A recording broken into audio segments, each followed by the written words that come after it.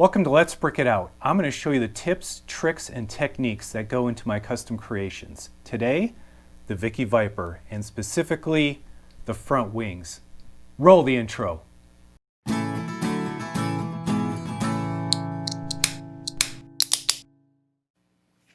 Hey there everyone, and today, the wings. Now the wings are one part of the model that I think just make it look incredible. And there's a couple of interesting connections I have going on. Here's one wing.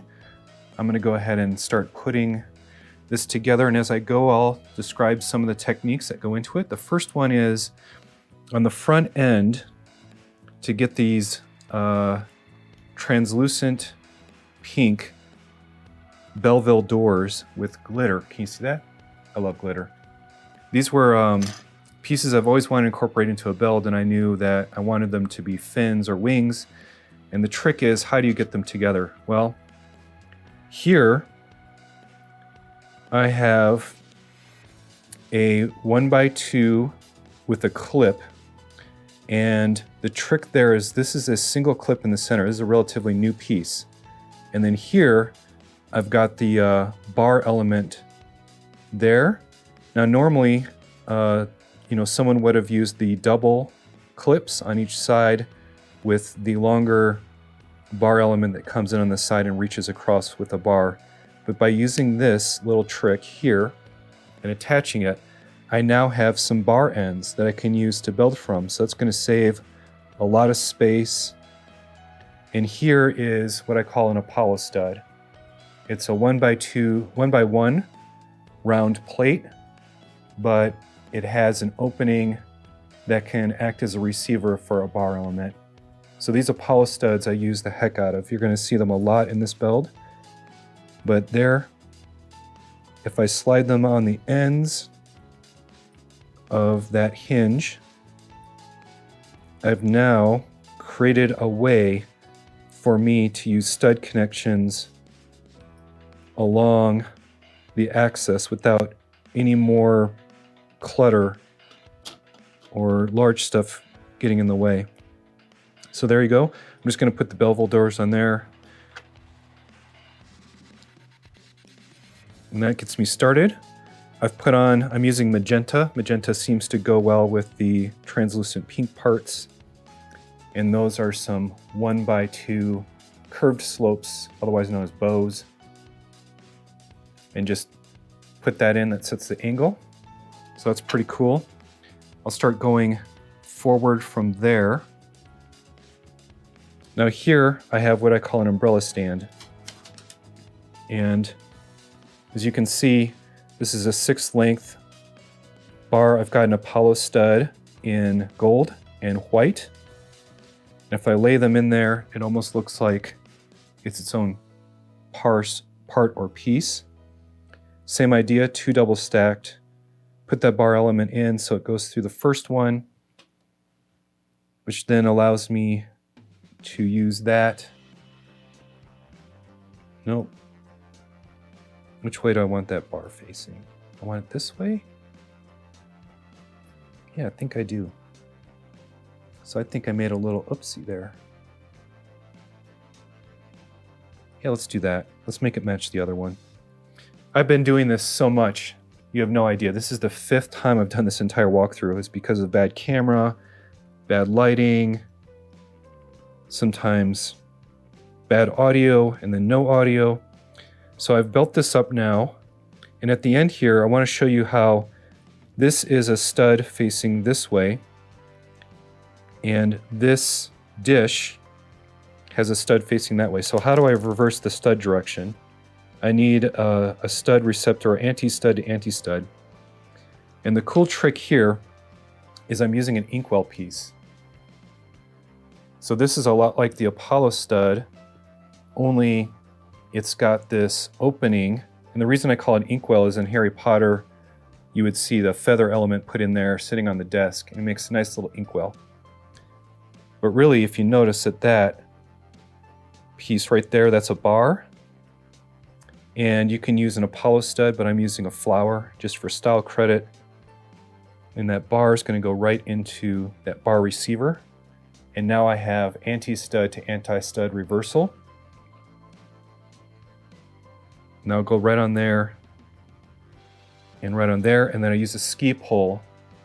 And I like using ski poles and the APA fencing sword pieces because they give a finer detail for an antenna than just a bar element. And all in metallic gold. Got to have the metallic gold going on. So at this point, I can now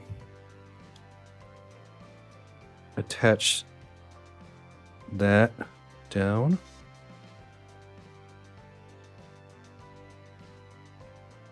Hopefully without too much mess. Now the other cool construction, and this is pretty advanced stuff going on here, is this combination here.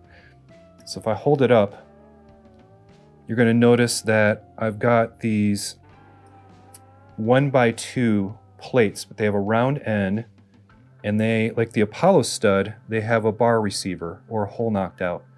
So this is almost like a 1x2 if an Apollo stud and Apollo stud were joined together and molded. These are fantastic pieces to have in your collection. I've gotten quite a few built up from Bricklink orders. Now I'm ramming a 1x6, the umbrella stand on the bottom, through that element, and another umbrella stand on top, going through a second one to make them parallel. And then the third one, there's a little bit of an offset down here so that this piece connects to a second umbrella stand running along here. Now these are 1x1 with vertical clips. That's what's locking these bars into the bottom. And by using these plates, I now have a parallel bar. And then right there, you can see the reason I had to have a double stack is I'm using skeleton arms to go sideways and create two parallel bar elements.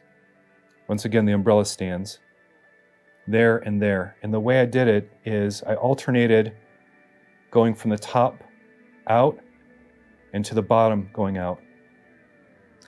And if I have the top going out, I then alternate it right behind it with a bottom one coming out, and vice versa. This one's connected on the bottom up front and then coming from the top. And these are just reinforcements in the back for a third one. But really alternating that means that it creates a triangulation that's going to set these bars both parallel and equally distant. See, they won't move up or down anymore. So I've locked them into place, and all of that is done just so I can put these flag elements in translucent pink on there. I always think of these as Jedi Starfighter wings.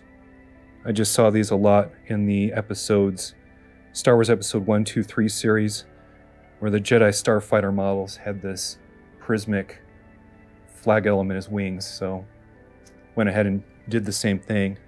Now there's a little bit of cleanup.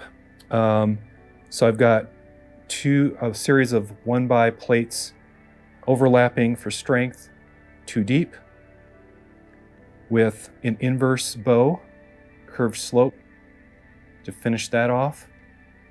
I'm then going to use a snot technique where I'm building up things sideways and then cleaning it off with tiles.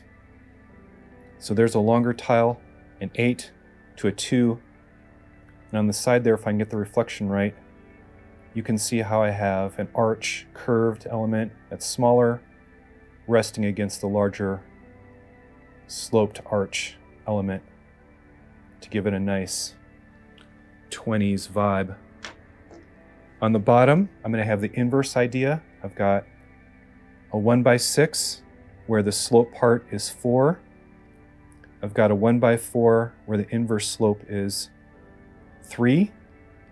And then an inverse slope again bow, that's a 1x2. So 2 to 3 to 4 just kind of trying to play some math. This, I had to make my own kind of connection. I originally used a snot brick, but I needed a little bit of extra oomph outwards to make the pieces I put on there not collide with the body. So I used this bracket coming in from the bottom, bracket from the top with a 1x2 plate in between them. They're not perfectly parallel, but as long as you mirror them, you know, they'll match visually from the top and the bottom. So this, we go in here, and when I connect it, I'm not going to press on the bars. I'm going to press on the plates to lock that together. Come in here, lock that together. Now these are lavender. I couldn't find any 1x2 lavender plates, so I had to go with white. And there we go, we're starting to make the shape. And the last little bit is to make these lie down a little bit. As I connect this in, and I'm going to sit here and eyeball it, and then make these roughly the same angle.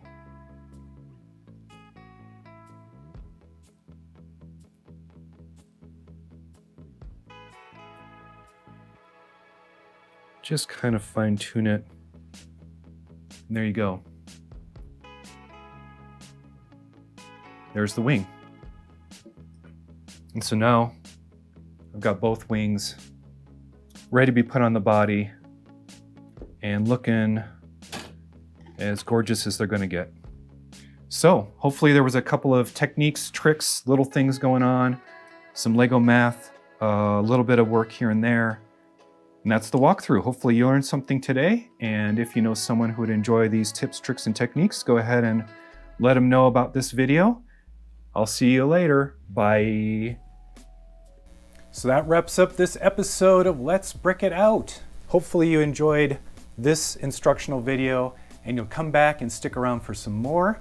I'm always going to go through and keep on doing this until this model's finally assembled in this state. Have a great day and play well.